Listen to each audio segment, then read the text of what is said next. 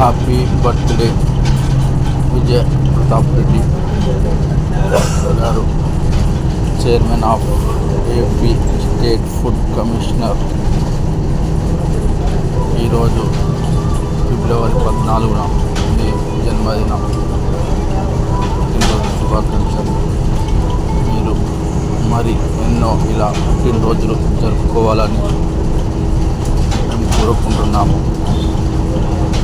మరియు మీరు స్కూళ్ళలో, కాలేజీలలో ఇలా తనిఖీలు చేస్తుంటే మాకు చాలా బాగా అనిపిస్తుంది.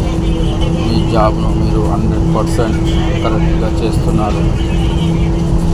మీరు ఎప్పుడు ఇలాగే చేయండి. Good job sir.